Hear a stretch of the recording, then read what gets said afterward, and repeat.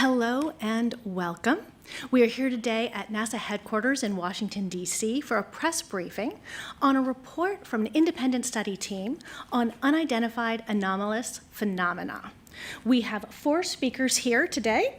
We have Bill Nelson, our NASA administrator, Nikki Fox, the associate administrator for the Science Mission Directorate, Dan Evans, the assistant deputy associate administrator for research within the Science Mission Directorate, and David Spergel, who is the president of the Simons Foundation and was also the chair of this particular independent study team. I will ask everybody in the room to please silence your cell phones. We will get started with everybody giving a few opening remarks, and then we will take questions. We will take questions both in the room and then from the phones. And for now, I will hand it over to the administrator. Thanks so much, and thanks for coming today. NASA searches for the unknown in air and space. It's in our DNA. From digging on Mars with the Perseverance rover in those little titanium tubes that we intend to go back and pick up, digging in a dry lake bed near the mouth of a river. Now we're going up to the top of the cliff where the scientists feel that there could be the best examples of if there were life there millions of years ago. Whether we're dealing with Perseverance or the James Webb Space Telescope, which searches for exoplanets with signs of habitability, we are looking for signs of life, past and present. And it's in our DNA to explore and to ask why things are the way they are. In June of last year, NASA commissioned an independent study team to examine unidentified anomalous phenomena. We did so with a few goals in mind. First, to examine how NASA can use our expertise and instruments to study UAP from a scientific perspective. Second, shift the conversation about UAP from sensationalism to science. And to make sure that whatever we find or whatever we recommend, to make sure that information is shared transparently around the world. There's a global fascination with UAP. On my travels, one of the first questions I often get is about these sightings. And much of that fascination is due to the unknown nature of it. Think about it. Most UAP sightings result in very limited data. That makes it even more difficult to draw scientific conclusions about the nature of UAP.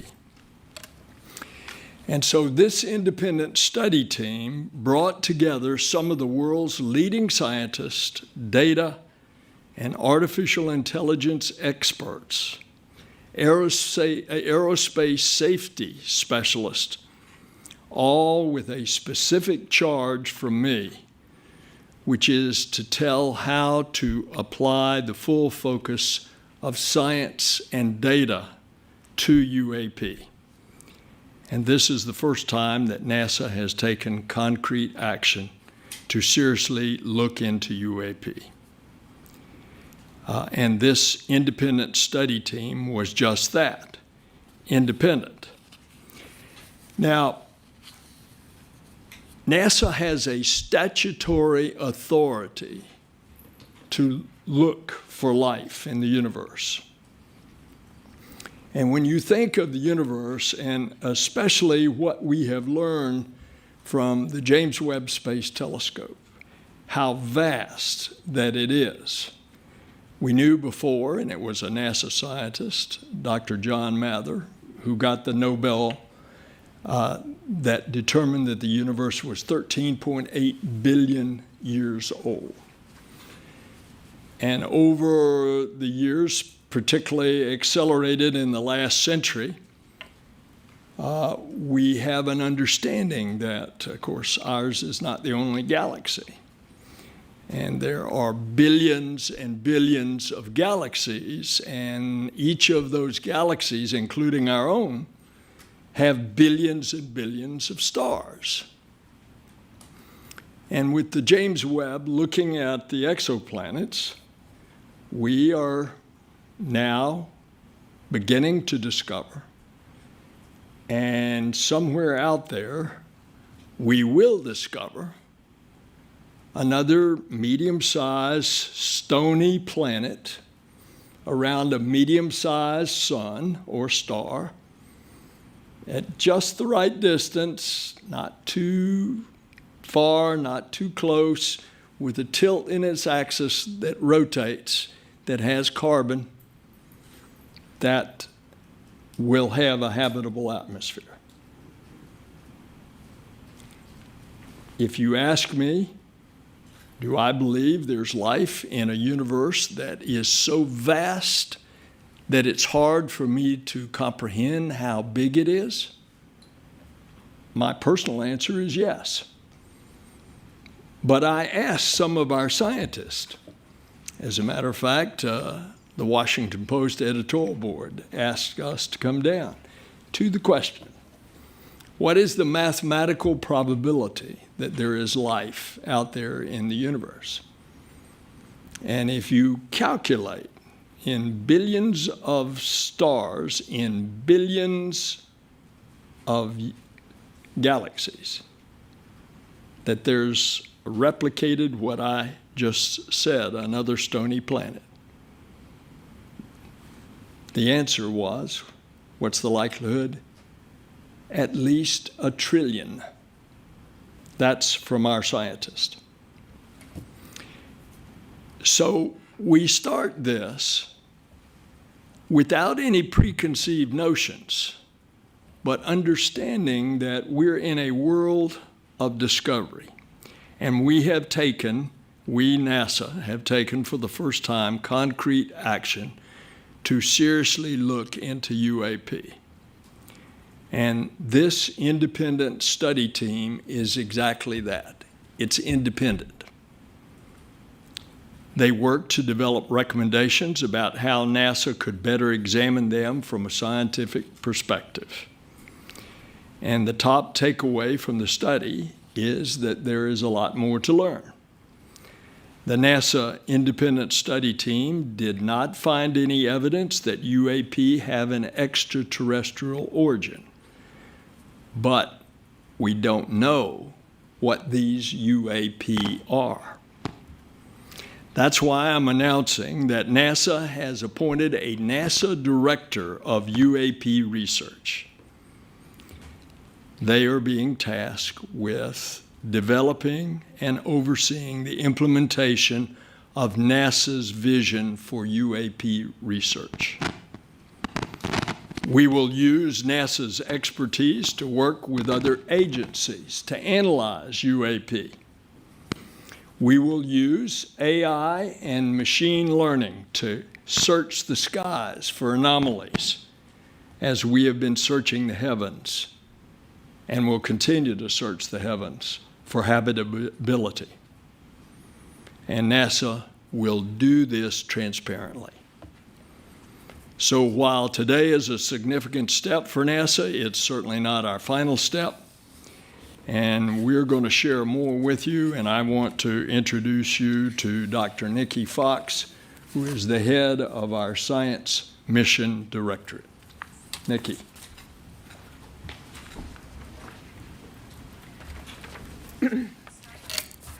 Good morning, and thank you so much, Administrator Nelson. It's always tough to follow Bill. He's such a great speaker.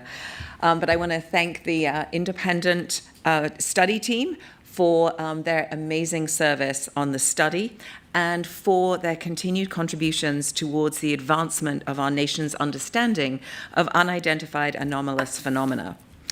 UAP, as Bill just eloquently said, UAP are one of our planet's greatest mysteries, and it's really due to the limited number of high-quality data that surrounds such incidents and often renders them unidentifiable.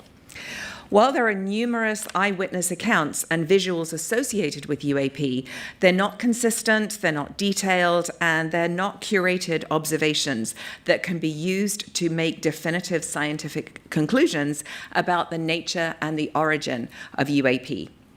The language of scientists is data, and data points towards a scientific conclusion to what the nature and the origin of UAP could be. That leads us to why we're here today.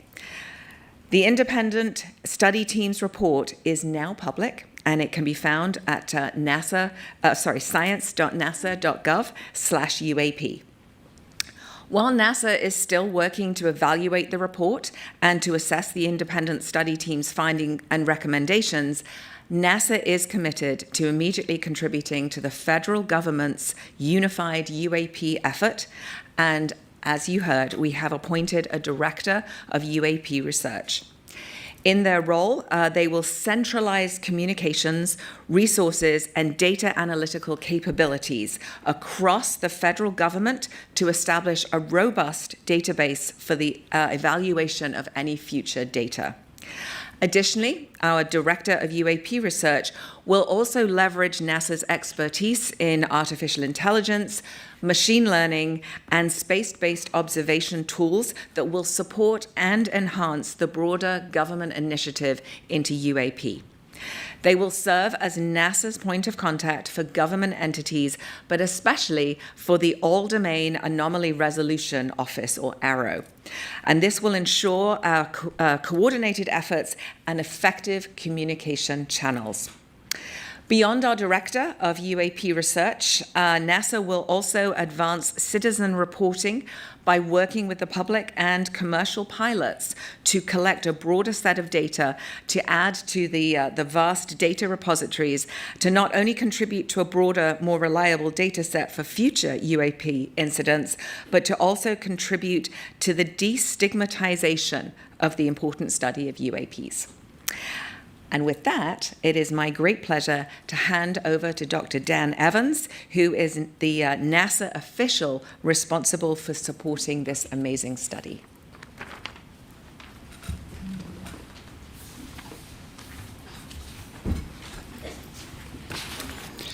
Good morning. I'd like to begin by expressing my sincere thanks to NASA Administrator Bill Nelson for directing this study. We at NASA believe that understanding UAP is vital for several reasons. First and foremost, it provides an opportunity for us to expand our understanding of the world around us. At NASA, we are committed to charting the uncharted, so this work aligns with who we are. Secondly, this study aims to enhance situational awareness. The presence of UAP raises serious concerns about the safety of our skies, and it's this nation's obligation to determine whether these phenomena pose any potential risks to airspace safety.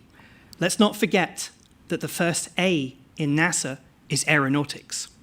So by understanding the nature of UAP, we can ensure that our skies remain a safe space for all. Administrator Nelson directed us to put together an independent and external team of world-leading experts to produce a report containing a roadmap with a series of recommendations that describe how NASA could best help in the cross-government response to UAP. Months of meticulous fact-finding, cross-disciplinary collaboration, and scientific rigor gave the team insights that will greatly enhance our nation's understanding of UAP going forward. The team's report, now available on NASA's website, stands as a testament to NASA's and the team's commitment to transparency, to the power of science, and to the unwavering quest for knowledge. We at NASA believe that studying UAP represents an exciting step forward in our journey to uncover the mysteries of the world around us. By embracing a scientific lens, we have ensured that our work is evidence-based and data-driven. And by valuing transparency and openness, we have aimed to foster trust and collaboration with the public. I'd like to conclude by extending my deepest gratitude to the team for their incredible dedication and service. Their efforts have been instrumental, and I truly appreciate the expertise and commitment that each of them have brought to this endeavor. And with that, I'll pass over to Dr. David Spergel, who chaired our study.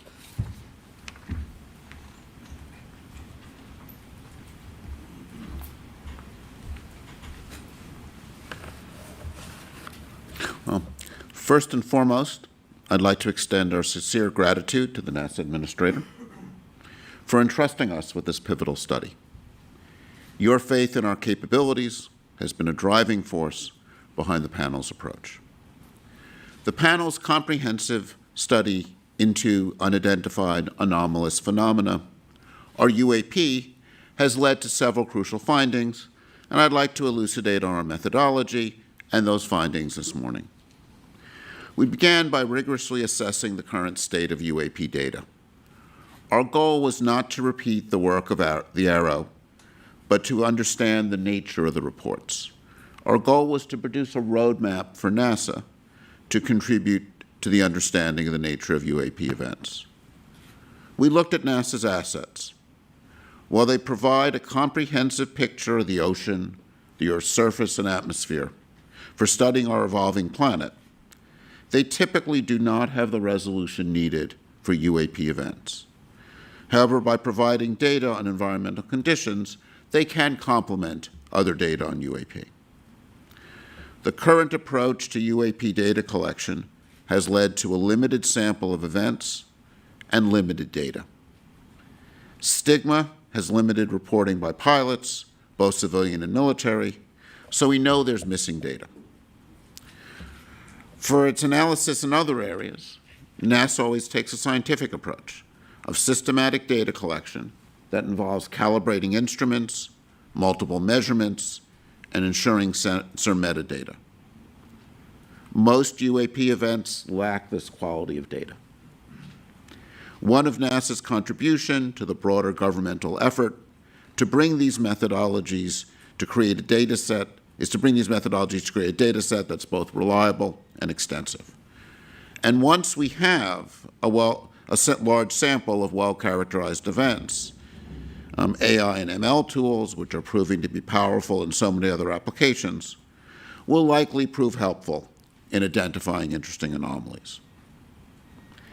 It is essential to clarify, based on our current findings and methodology, that we find no evidence to suggest that UAP are extraterrestrial in origin. Our focus is on understanding the phenomenon, however, regardless of the source.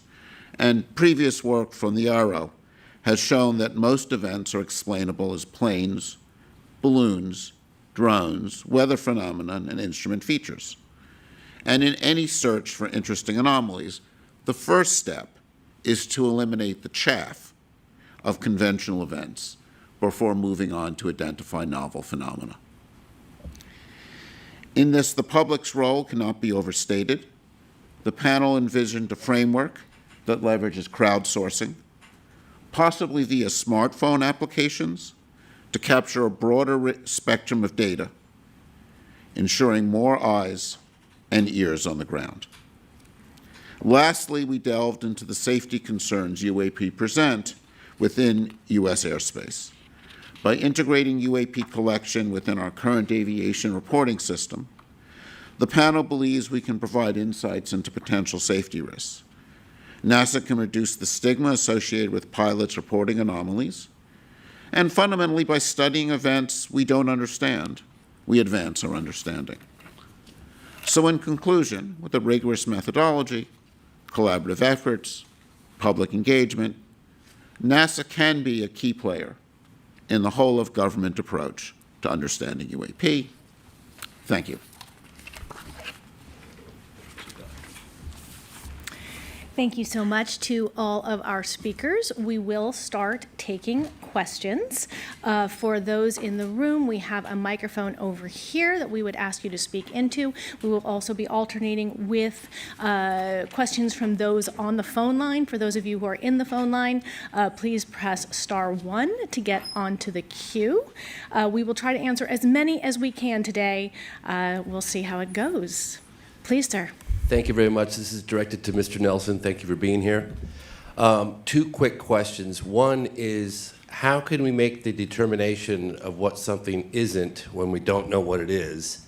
And B, after a careful review of the data, if it's determined that some, underline the word some 10 times, UFOs or UAP originate from a non-human intelligence, what's the plan to disclose that to the public?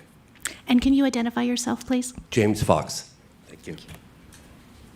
I'm sorry, and what outlet? Independent media. Thank you. Well, let me repeat.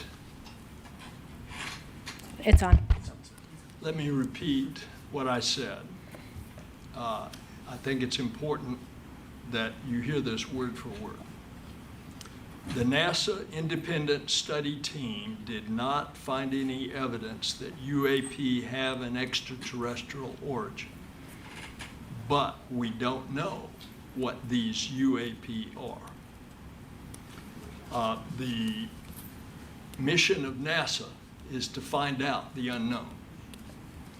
I've said several times in my comments here today that we, NASA, deal openly and we will be transparent on this. And we're trying to address the question of there's so much concern that there's something locked up, classified, and that the American government is not being open. Well, we are the American government, and we are open, and we're going to be open about this. We don't, again, I'm going to repeat that statement, but we don't know what these UAP are, but we're going to try to find out. Thank you very much. And is there a plan in place if it is determined that some of them represent or originate from a non-human intelligence to tell the public? Is there a plan or? If we are what I said we intend to be, which is transparent, you bet your boots. We will say that. And I've tried to set the table for you by telling you what I personally believe in a universe that is so vast that could there be a replication of life on Earth elsewhere in another solar system that is so big? Of course I believe that.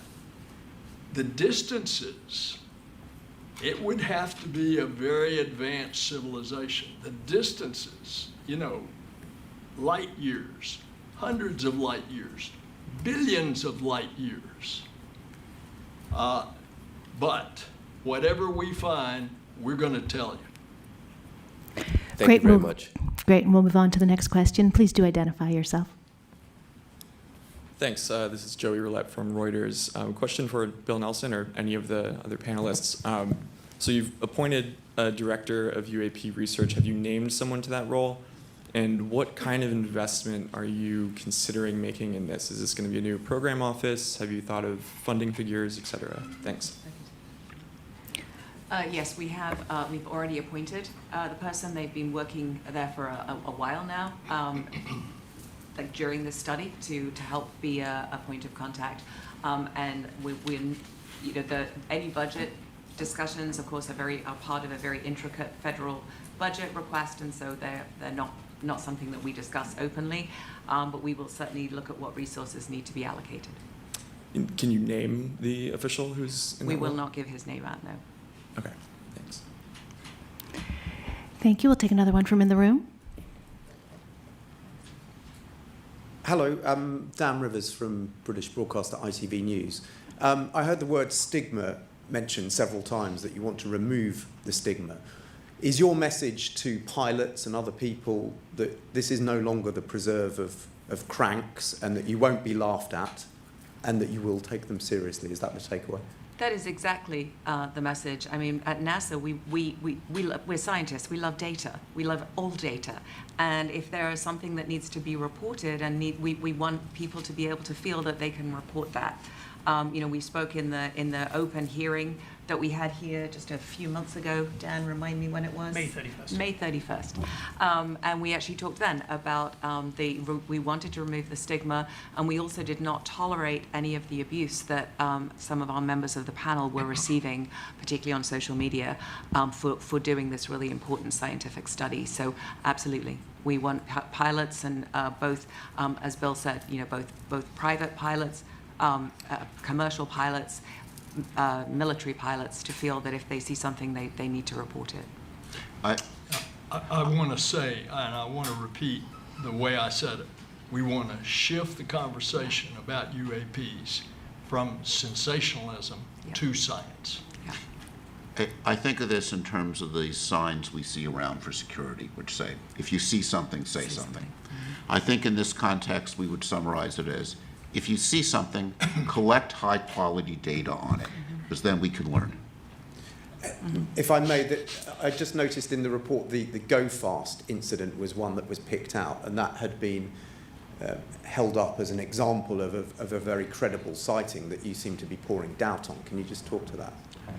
I mean, we looked at that as one example, and I think this is something that Arrow has actually done a very good job of going through the events.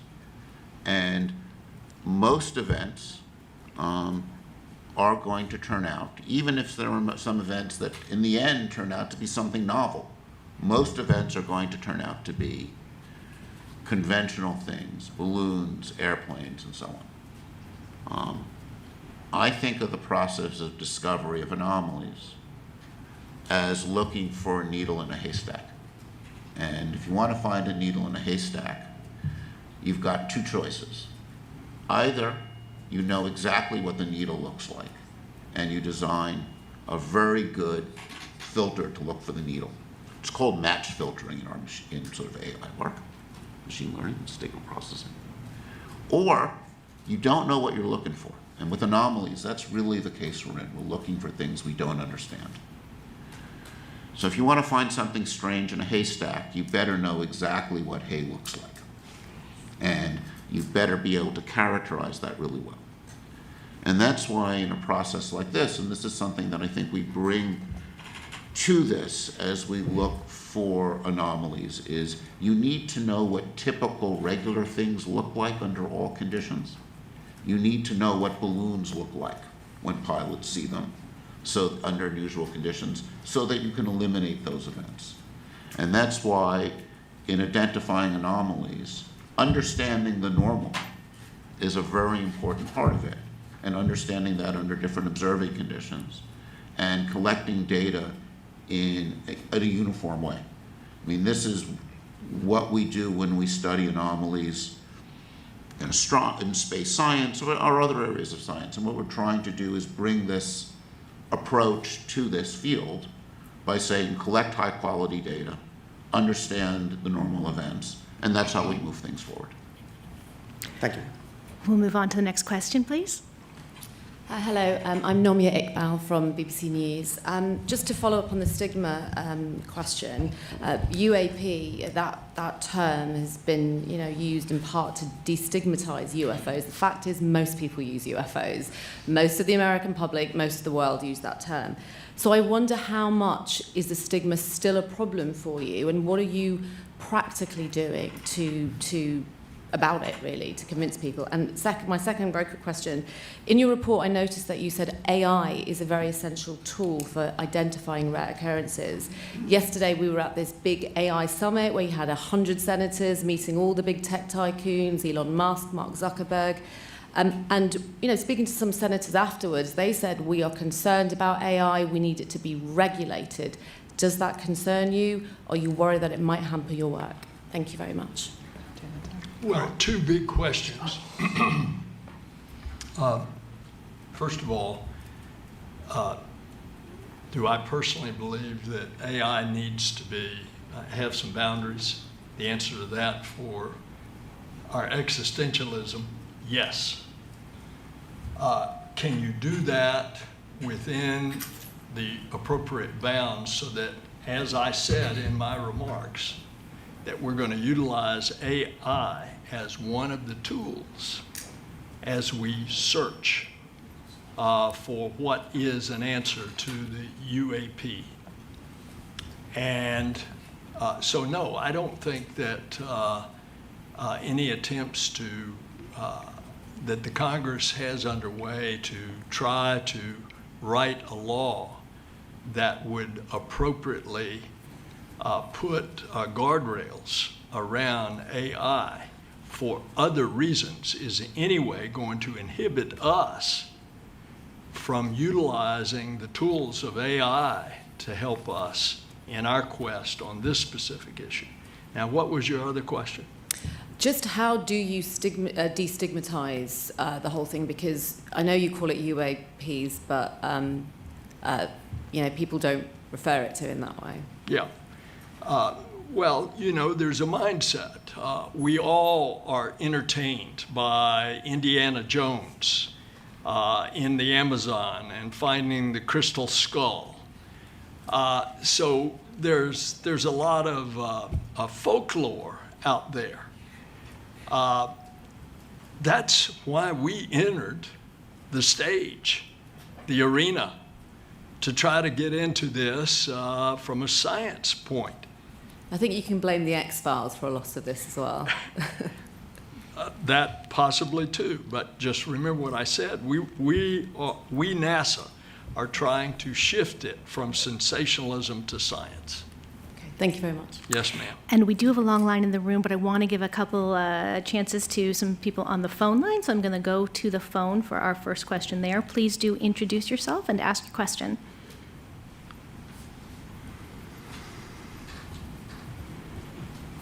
The phone, can you hear me? Our first question is from Marcia Dunn with the Associated Press. Your line is open. Yes, hi, Marcia Dunn, AP. I'm already receiving emails on Area 51 in Roswell, so I would like to ask Mr. Sperkel, how much were you and your fellow panel members hassled or bombarded by this sort of thing during the course of your study? And for NASA, are you not naming the director of UAP research for this very reason, so that they're not hassled and bombarded by the fringe element? Thanks. I would divide kind of emails and tweets into two types, right? There's some where people honestly are curious about things they've seen, they've heard. There are things that are hard to respond to, like my uncle who's dead saw something strange, and you get a report. And that's not useful, but that's harmless. On the other hand, one of the things that happened during the study, and this may be part of a bigger discussion of cultural behavior on social media, where people behave badly, and I would say harassed some of our panel members. And that, I think, was very inappropriate behavior one doesn't want to see. Sadly, I think it's part of a deeper problem when people somehow feel on the web, on social media, they can be nasty and hostile, and sadly, some of our panel members experience that. Yeah, I would just simply add to that to say that not only were some of the things that our panel members received during the course of this study simple trolling, some of them actually rose to actual threats.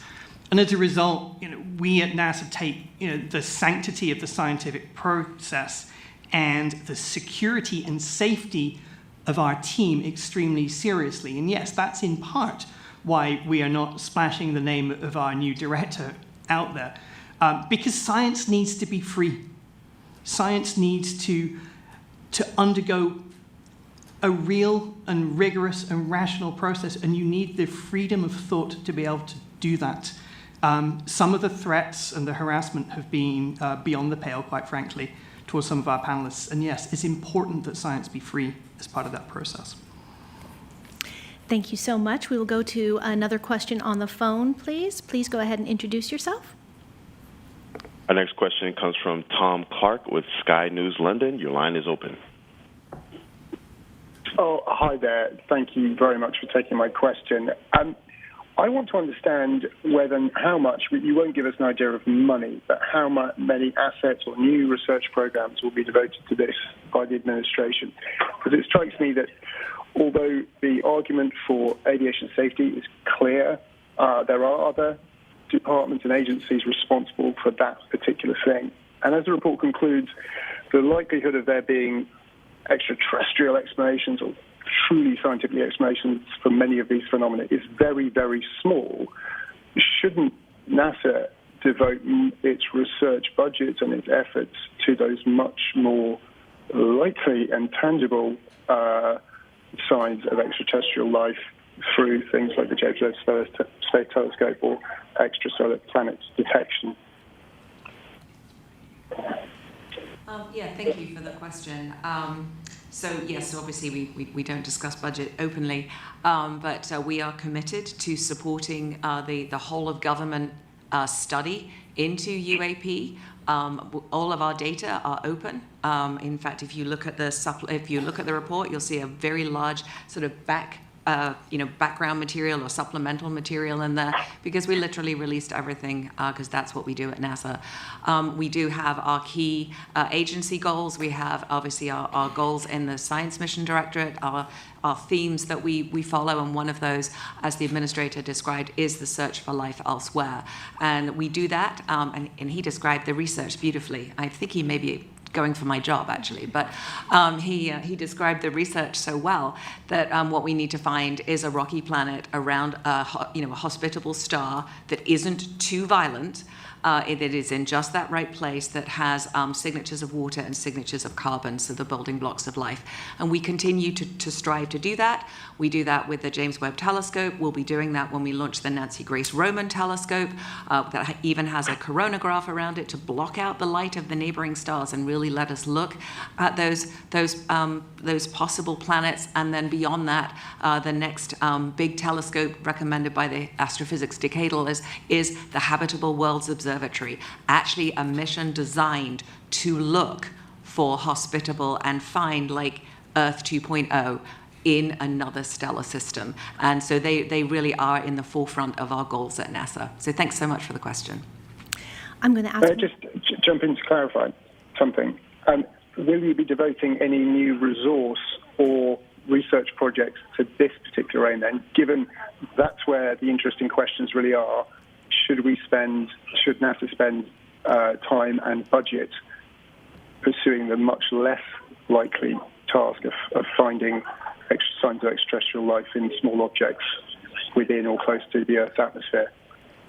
So, most of obviously our instruments are designed to look for the phenomena that we study at NASA. If any of our data are useful, if any of our data are applicable, then we absolutely will be devoting that and turning that over through our liaison to the whole of government approach. We are not at this time intending to design a mission to do this. That is not part of our kind of overarching NASA direction. We are looking at providing some research support. So if somebody wants to write a research proposal, send it in through the regular channels. We will be looking for ways to do that. And we also talked about supporting sort of the citizen science and the broader repository of data. Dan, do you want to add to that? NASA's data are free and publicly accessible for the entire world to download. And we pride ourselves on that fact. And it's this openness of data and our approach, which is why we're all here today. To answer your specific question about devoting research budgets to the potentially truly interesting ones, well, I think as David said, you have to understand the chaff in order to really understand and pinpoint the potentially interesting ones, okay?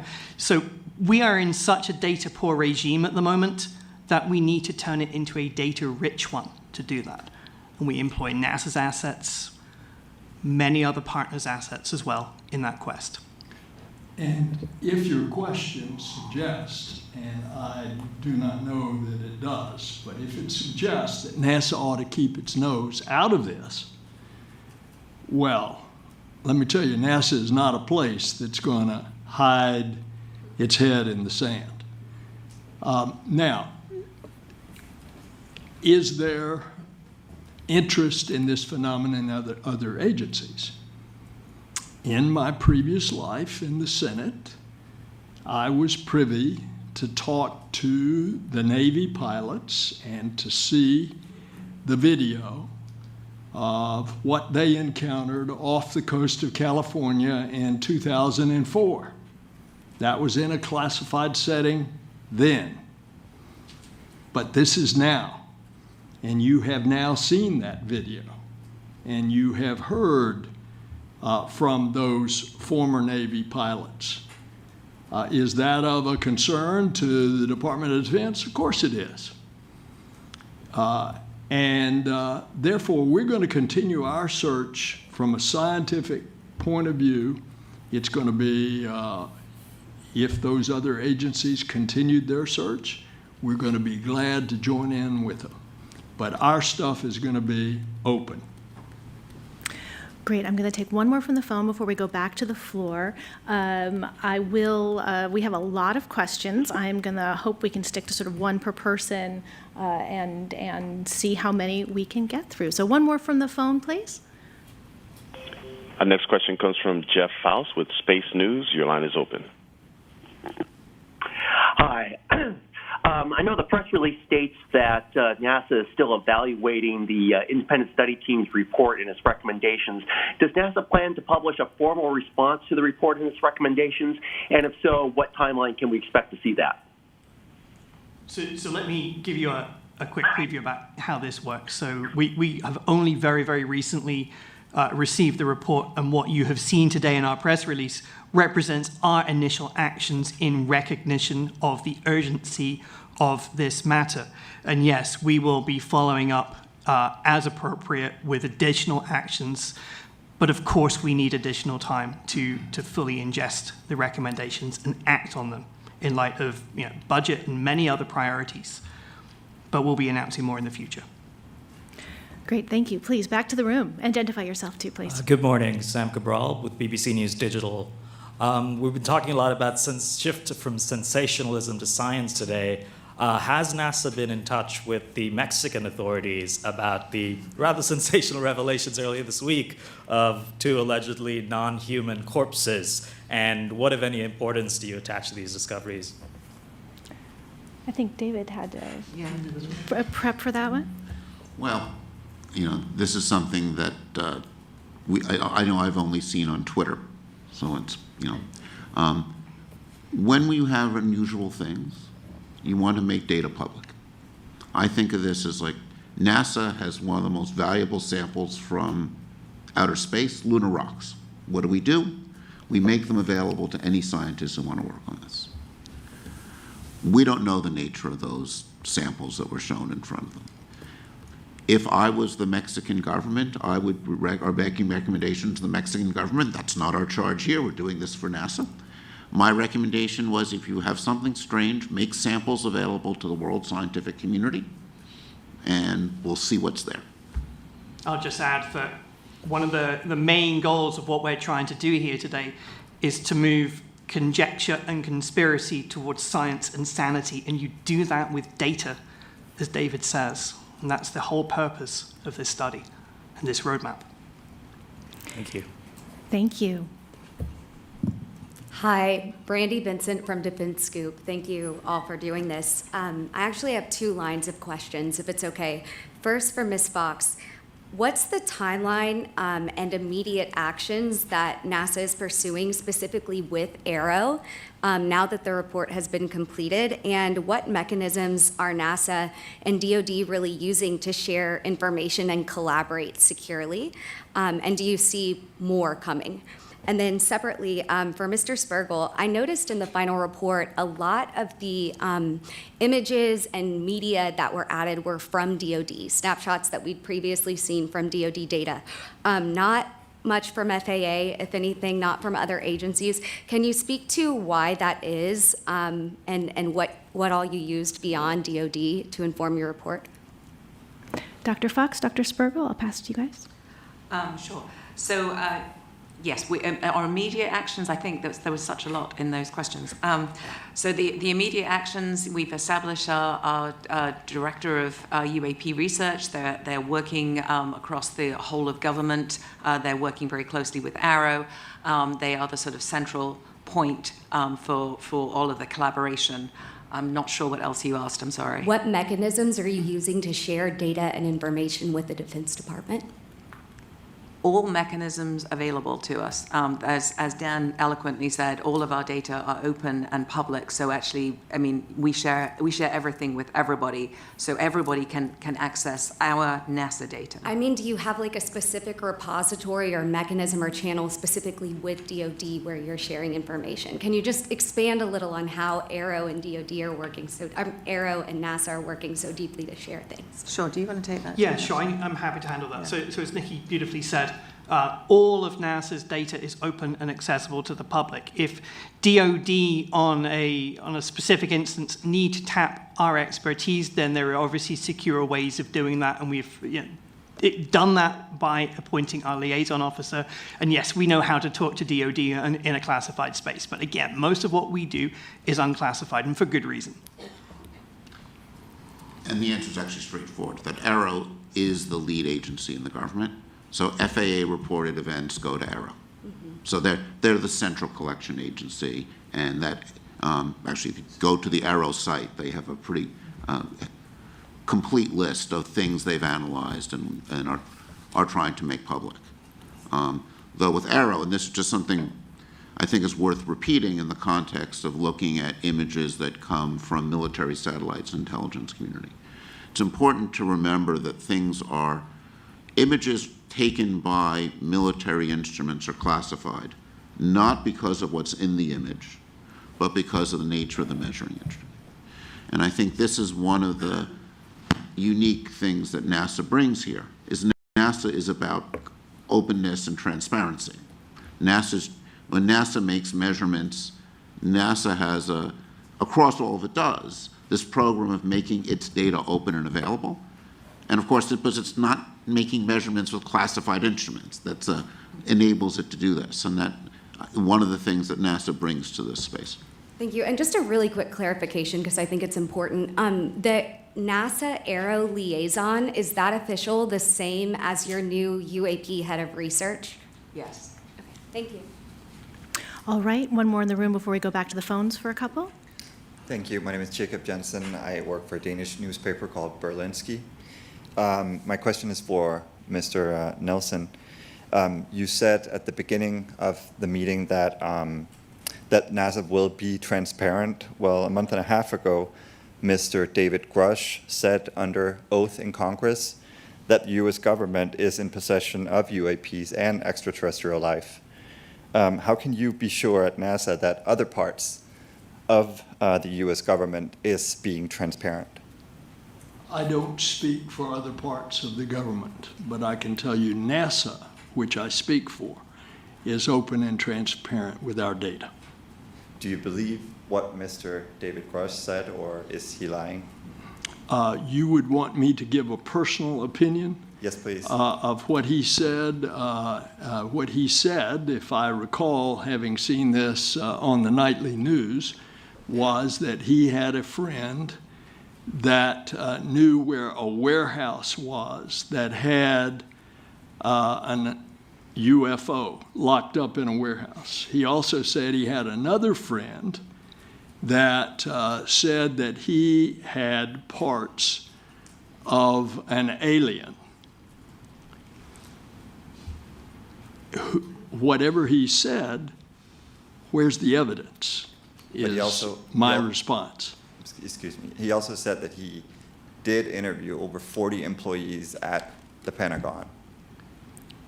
Long time ago, there was a TV show, Jack Friday, and he used to say, just the facts, just the facts. Show me the evidence. Thank you, sir. All right, we will go to the phones. Again, I know people have lots of questions, but I'm going to try to keep us to just to one for each person. And so next person on the phone, go ahead and introduce yourself. The next question comes from Gina Cesari with ABC News. Your line is open. This is for Senator Nelson. Your report mentioned that AI could be very useful in helping in this investigation. How do you see that, sir? Well, why limit us in anything in interpretation of data? And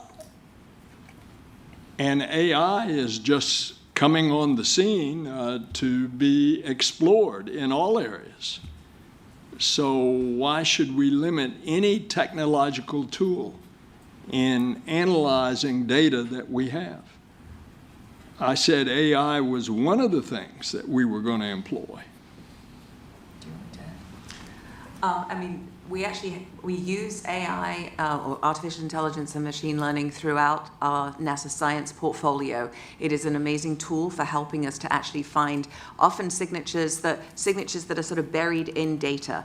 And so a lot of our data are just sort of wiggly line plots. We get excited about wiggly line plots, by the way, but sometimes you see the wiggles and you miss a signal in there. And by using artificial intelligence, we can often find signatures. So one example we've had is to be able to find signatures of superstorms using very old data that really is before sort of like routine scientific satellite data, and it's amazing. And so just being able to use those techniques often can allow us to find things, to actually find the needle. As David so eloquently said, once you've actually really it also helps us to really characterize the hay. And so you can start subtracting the hay and look for the needles behind. So let me just take this moment to try to demystify AI and ML. Thank you. When, as scientists, and probably many of you in high school were trained to do this, we had some data. You took your data, you drew a graph, you put a line through it. You had data in 2 dimensions, X and Y. Right now, much of our data is in a much higher dimensional space. And if you're working with something like ChatGPT, it's in a high dimensional space of language, or tokens, if you want to get technical, with 12,000 tokens in the ChatGPT 3.5, for example. And machine learning is a powerful tool for representing functions in high dimensional space. That means we get to work with data in a high dimensional space. AI is very powerful, but it's no more powerful than the data you give it. It's a way of, this is why it's very powerful, say, with NASA's weather and climate data. We've got an incredible amount of data, and it's data that you want to do more with than just put a line on a graph. You want to extract all that information or more information in that high dimensional space, and I think we're just really discovering the power of that tool. And it's one of the tools NASA and not just scientists, but I think a lot of people in a lot of different industries are using to learn new things about high dimensional data. But it always comes back to the data you feed into your analysis, whether it's a line on a graph paper or a high dimensional space explored with machine learning. And if you don't got good data, you're not going to learn things. I'm going to add one sentence. Sorry. High dimensional does not mean high space dimensions, not interdimensional travel. We're talking about multiple parameters here. Okay. Erin. Great. We are coming close to time. I want to get 2 more questions, and we're going to do one on the phone and one more in the room. And hopefully, if we keep our questions short and our answers short, we'll get to those 2. For anybody who's here who hasn't had a chance to ask a question, you are more than welcome to send an email, and we will try to get you answers as quickly as possible. So one more on the phone, please. Yes, our next question comes from Peggy Holliger with Financial Times. Your line is open. Thank you very much, and thank you for allowing me to ask a question. I'm curious about you saying here that you want to rope in crowdsourcing, but also you speak specifically about the potential of using commercial assets as well as your own. I'm curious about, can you just give me a bit more detail how you will do that? Will that be through commercial contracts, or will you ask for voluntary reportings of sightings? And also, I think that's when you talk a lot about the importance of sensor, I'm going to use the word harmonization, because there's no kind of harmonization between the way the sensors work. Presumably, that would be the same for the use of commercial assets. You know, how does that use of commercial assets and crowdsourcing square with the sensor harmonization that you talk about? And who's going to pay for all this? Thank you. So let me just say a little bit about crowdsourcing. Much of what we have in mind is taking advantage of the fact that there's several billion of these floating around, right? And they take, I'm holding up a cell phone for those on the radio. They take wonderful, high-quality images, have high-quality metadata, record local magnetic field, sound, gravitational field. There's a wealth of data that a cell phone takes, and you can imagine designing apps that make the images relatively tamper-free. You can at least make it hard to do. And I think if we have a collection where interesting events are collected by citizens, hosted, and you have multiple images of the same event, we will be able to learn a lot. And, you know, one of the things NASA supports is citizen science. And I think that the idea that if you see something you don't understand, collect data, we aggregate the data and we learn from it, is important in this context, and just, I think, in some ways, an opportunity to engage the broader public in doing science. Great. Our last question, please, from the floor. Yep. Thank you all for doing this. Joe Khalil with News Nation. My first question is, you've described harassment of some of the panelists. While that is horrible and never a good thing, it does sort of come with the nature of public officials. You know, Mr. Nelson, as senator, lawmakers get that kind of thing all the time. Is that the justification for keeping this new position, Director of UAP Research, private? Do you plan on doing that forever? Is that a temporary thing? Because it seems to cut against the dedication to being open and transparent if this person forever is not going to be revealed, their identity, who they are. Yeah, okay, so at the time, yes, we are withholding that name. Let's not forget that we've only just received this report. And what we need to do now as an agency is come together and provide a cohesive and coherent response to it that addresses multiple findings and recommendations, okay? We're only announcing initial actions today. Will that person's name be disclosed, to answer your specific question? Potentially, yes. But again, we need to ensure that the scientific process and method is free, okay? That's my response. Thank you. And just lastly, the report says that you relied on unclassified material. You've given a very understandable description for why the DoD classifies certain images and videos. Why did you all not have access to classified material, and could you have, done that? I have. So just understand that. Let the committee speak for themselves.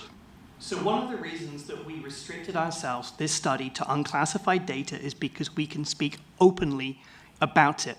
And in so doing, we're aiming, again, to alter the discourse from sensationalism to science, as Administrator Nelson beautifully said. NASA personnel, as appropriate, know how to talk to DoD on a classified basis, but the purpose of this study was to tell us what open data we could use in combination with the power of science to move our understanding forward. Okay? That was the purpose, and we're speaking about it openly today. And so one of the And challenges I'm afraid we do have to wrap up. We are at time. So thank you, everybody, for being here today. Again, for those people who were not able to get questions, I do apologize for not doing it in the room. However, please send an email based on our press release. You will have information to access, and we will try to get you the answers we can. And with that, we're concluding today's press briefing, and thank you very much for being here. Thank you.